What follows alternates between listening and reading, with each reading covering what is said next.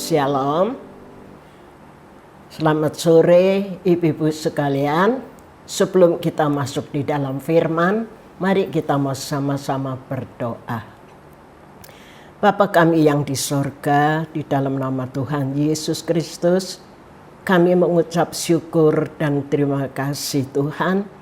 Kalau pada saat sore hari ini kami boleh berada sebagaimana kami ada. Semua karena kasih dan kemurahan Tuhan. Dan pada sore hari ini Tuhan, kami sudah siapkan hati kami untuk menerima firman Tuhan. Urapi kami semua Tuhan, supaya firman Tuhan benar-benar boleh menjadi berkat bagi kami. Di dalam nama Tuhan Yesus Kristus kami sambut firman Tuhan.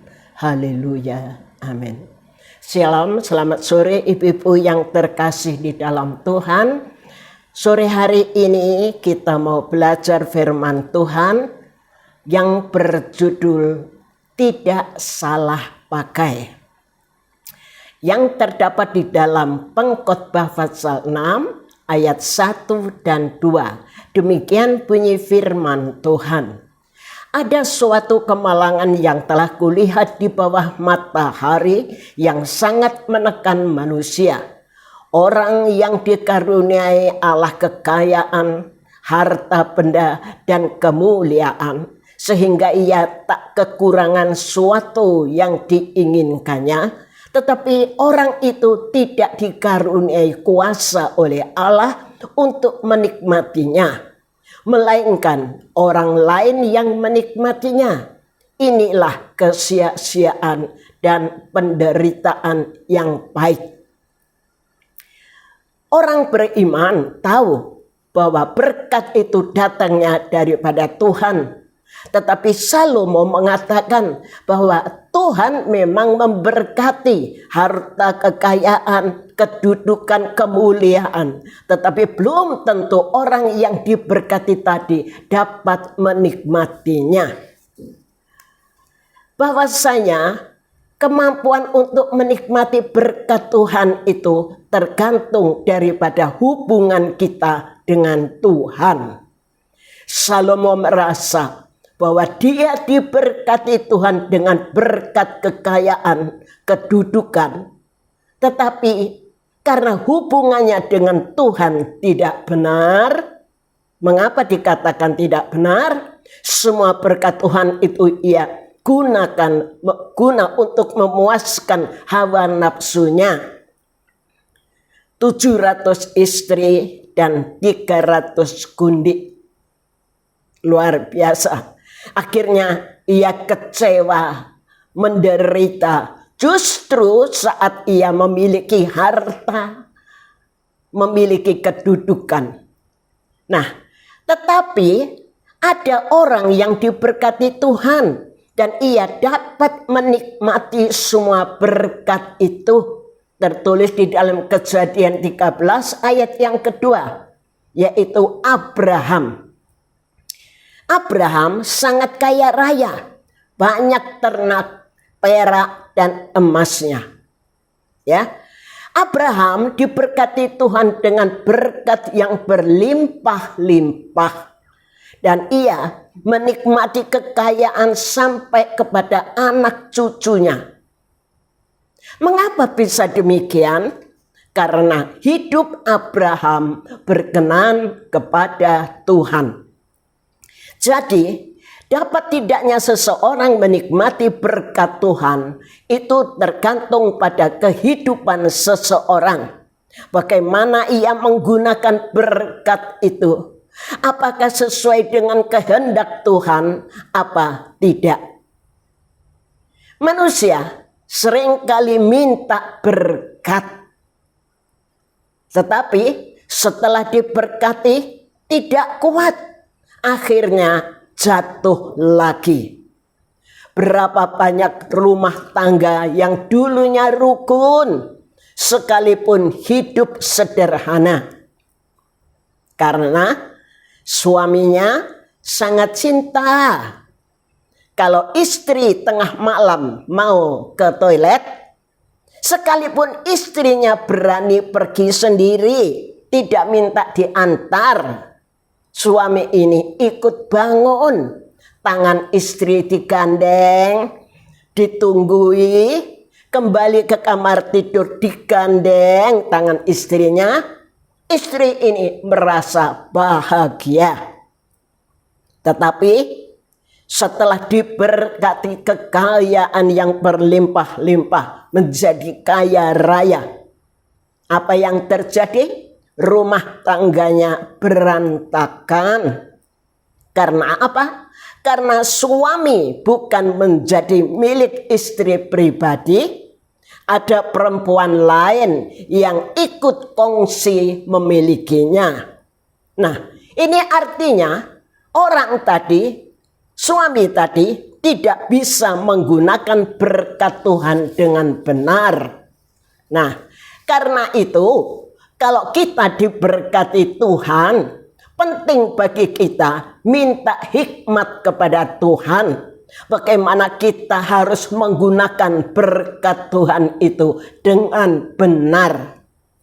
Nah, kemudian bagaimana caranya supaya berkat Tuhan itu langgeng, supaya berkat Tuhan itu awet? Yang pertama, harus bisa menjadi saluran berkat. Ada tertulis Amsal pasal 3 ayat 9 dan 10. Demikian bunyi firman Tuhan. Muliakanlah Tuhan dengan hartamu dan dengan segala hasil pertama dari segala penghasilanmu. Maka lumbung-lumbungmu akan dipenuhi sampai melimpah-limpah. Dan bejana pemerahanmu akan meluap dengan air anggurnya. Puji Tuhan. Kita sadar kalau Tuhan memberkati kita, memang Tuhan izinkan kita untuk menikmatinya. Bukan untuk iming-iming, bukan. Tetapi di balik itu Tuhan mempunyai rencana yang lain, ibu-ibu. Dan Tuhan akan senang kalau kita tidak salah pakai. Bisa menggunakannya dengan benar. Bisa menjadi saluran berkat. Lebih berkat yang memberi daripada yang menerima. Kata firman Tuhan di dalam Kisah Rasul 20. Nah, ada tertulis di dalam Pengkhotbah 5 ayat yang ke-9. Siapa mencintai uang tidak akan puas dengan uang. Dan siapa mencintai kekayaan tidak akan puas dengan penghasilannya. Ini pun sia-sia. Selalu merasa tidak puas, selalu merasa kurang dengan hasil jerih lelahnya. Dan pada akhirnya ia menjadi saluran berkat yang mampet, tidak lancar, gak jalan. Karena ia menjadi orang yang mata duitan, menjadi orang yang kikir, gak mudah memberi. Karena harus diperhitungkan atau memberi dengan terpaksa. Firman Tuhan tertulis di dalam 2 Korintus 8 ayat yang ke-12. Sebab jika kamu dengan rela untuk memberi, maka pemberianmu itu diterima. Kalau pemberianmu itu berdasarkan apa yang ada padamu, bukan berdasarkan apa yang tidak ada padamu.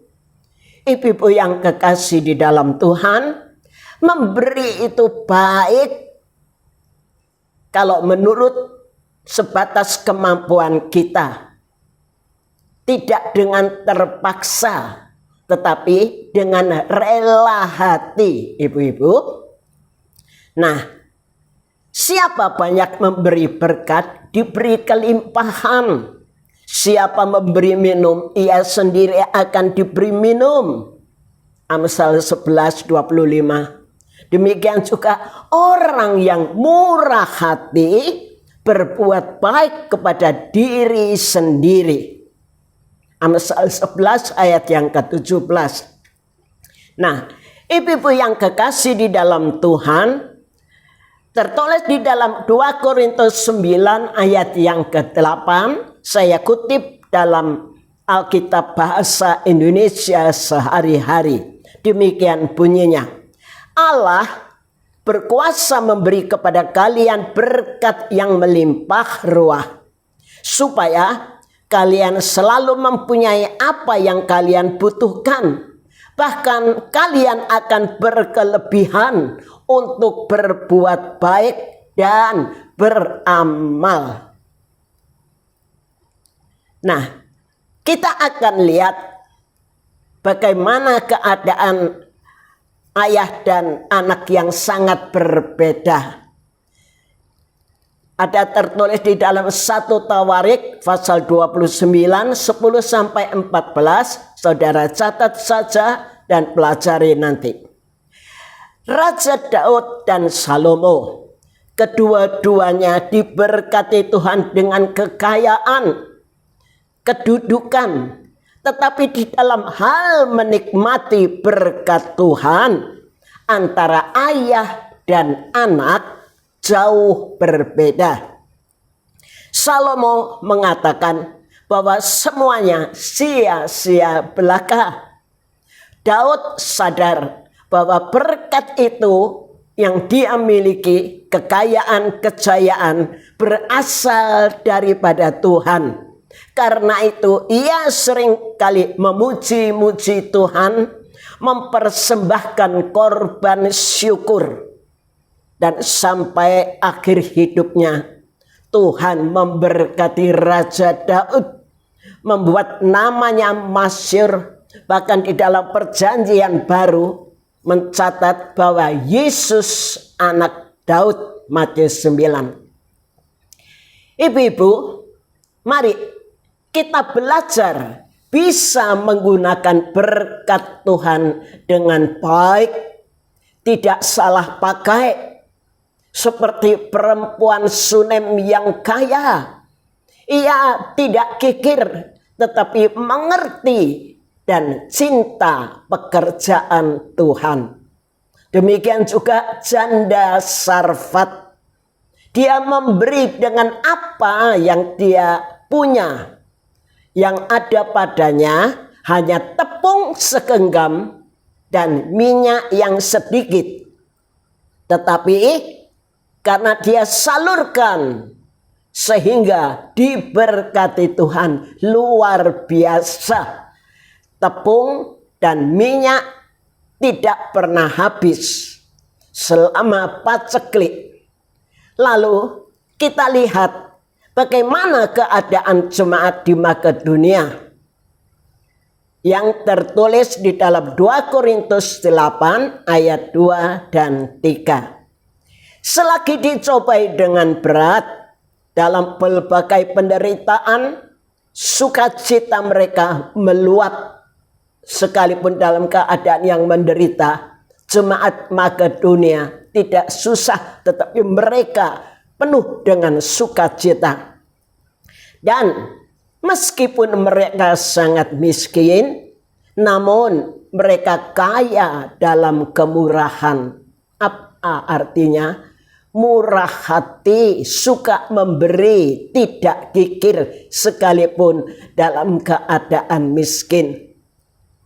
Aku bersaksi, Rasul Paulus bersaksi bahwa mereka telah memberikan menurut kemampuan mereka, bahkan melampaui kemampuan mereka. Sungguh luar biasa, hati mereka begitu mulia, penuh dengan kemurahan. Sekalipun dalam keadaan miskin, tetapi jemaat Makedonia tetap ikut ambil bagian dalam pelayanan kasih. Nah, bagaimana supaya berkat Tuhan, bagaimana caranya supaya berkat Tuhan bisa langgeng dan bisa awet? Yang pertama sudah kita bahas, yaitu kita harus bisa menjadi saluran berkat. Kita melaju. Hal yang kedua, bagaimana caranya supaya berkat Tuhan itu langgeng, awet, menjadi anak-anak Tuhan yang takut Tuhan, taat akan firman Tuhan.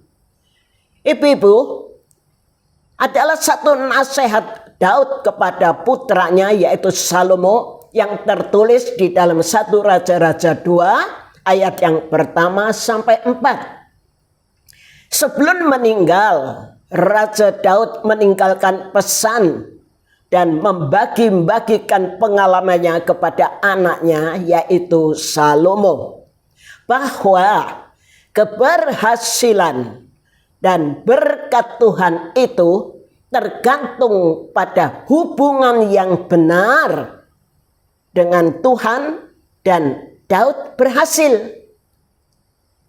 Tetapi kalau kita baca di dalam 1 Raja-Raja pasal yang ke-11, di situ dikisahkan bagaimana kehidupan Salomo, kejayaannya justru membuat dia jauh dari Tuhan. Kekayaannya hanya dibuat untuk memuaskan hawa nafsunya, sehingga semua perbuatannya membuat Tuhan marah, yaitu ia telah berbalik menyembah berhala. Kalau saja Allah tidak mengingat perjanjiannya dengan Daud, maka Allah sudah memecah-mecah kerajaannya. Ibu-ibu, jadilah anak-anak Tuhan yang takut, yang taat akan firman Tuhan.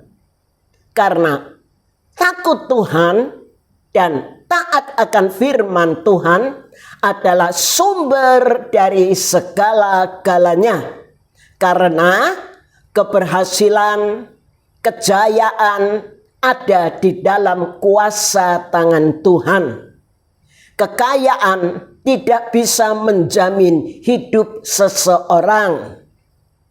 Kita lihat bagaimana seorang raja yang masa hidupnya sangat kejam, tidak adil dan jahat, yaitu Raja Yoyakim, tertulis di dalam Yeremia 22 ayat 13 dan 17. Kekayaan, kedudukan tidak menjamin akhir hidup karena dia salah pakai berkat Tuhan. Sekali lagi saya ulangi bahwa kekayaan dan kedudukan itu tidak menjamin akhir hidup seseorang karena dia salah pakai berkat Tuhan itu.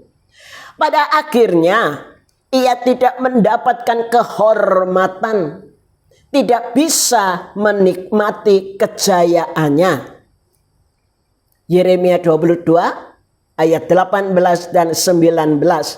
Berbeda dengan ayahnya yang bernama Raja Yosia.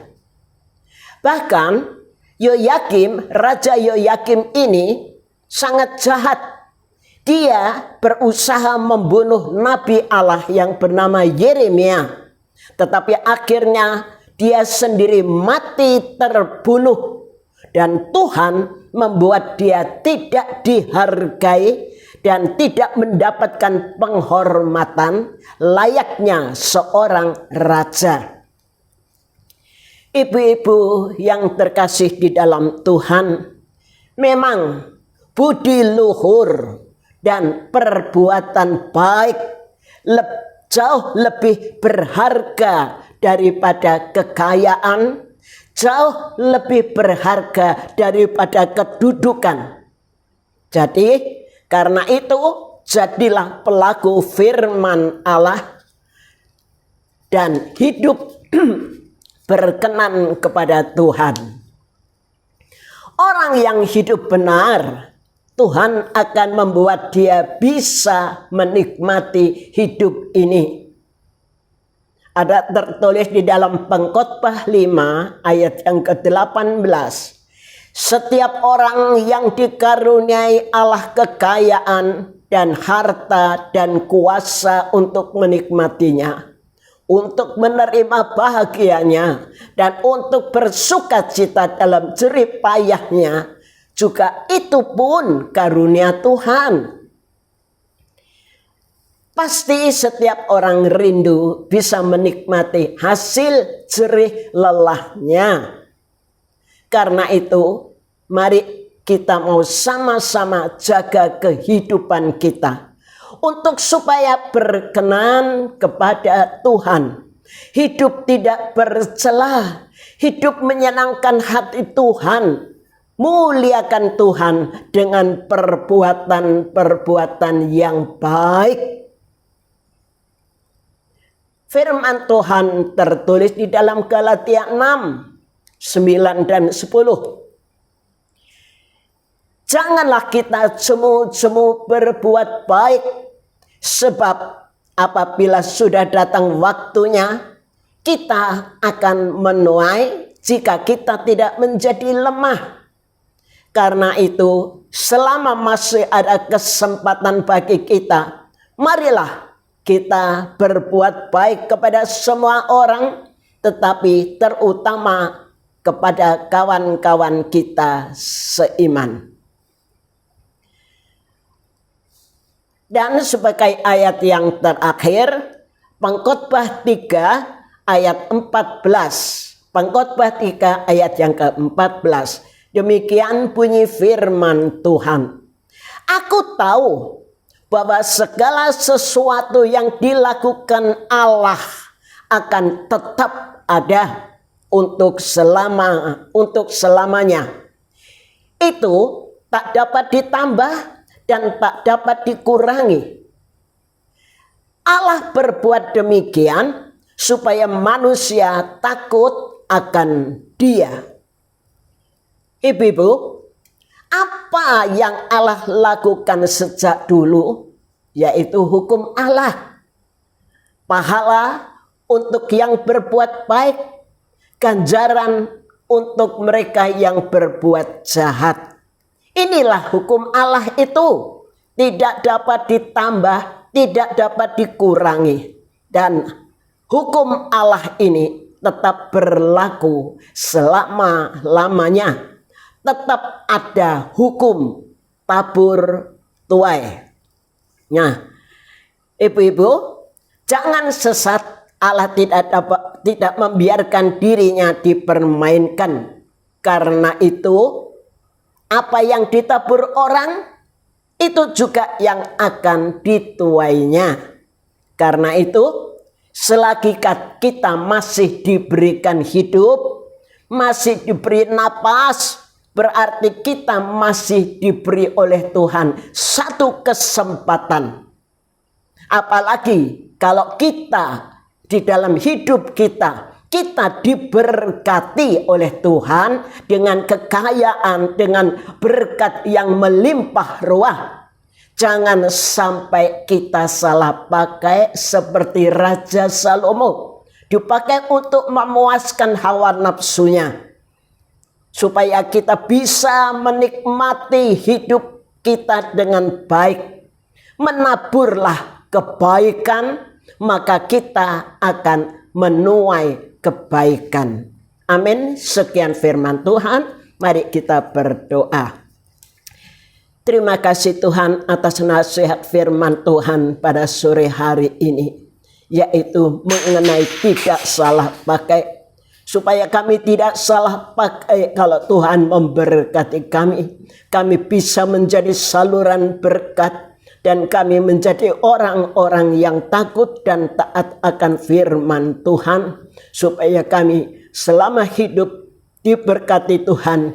Kami bisa menikmatinya juga. Terima kasih. Ajarkan kami, Roh Kudus tolong kami. Supaya kami bukan saja menjadi pendengar firman Tuhan, tetapi ajarkan kami, mampukan kami Tuhan untuk bisa menjadi pelaku-pelaku firman Tuhan. Yaitu apabila kami keberkatan, kami tidak kikir, kami tidak salah pakai, tetapi semua guna kemuliaan nama Tuhan. Tuhan, Kami berdoa untuk para pendengar yang sudah mendengar firman Tuhan pada saat ini. Tuhan memberkati rumah tangganya, keluarganya, pekerjaannya, kesehatannya. Apapun yang dikerjakan oleh anak-anak-Mu Tuhan, Tuhan membuat berhasil. Sehingga nama Tuhan dipuji, dipermuliakan. Terima kasih Tuhan. Segala puji, hormat, kemuliaan, kebesaran kami persembahkan hanya bagi Bapa Allah kami yang di sorga. Di dalam nama Tuhan Yesus Kristus kami sudah berdoa. Amin. Selamat sore, Tuhan memberkati.